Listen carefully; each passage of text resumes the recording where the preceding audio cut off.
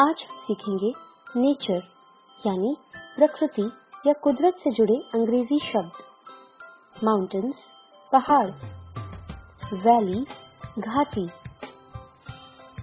River नदी, lake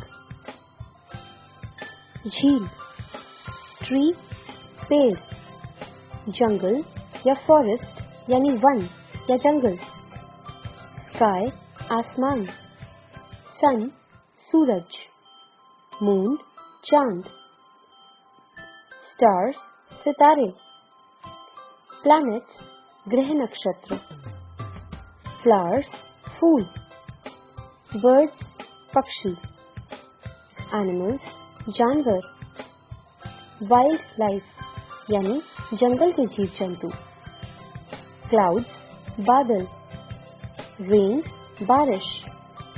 आज से जब भी आप प्रकृति के बारे में बात करें तो उनसे जुड़े अंग्रेजी शब्दों को जरूर याद करें और हो सके तो बोलें।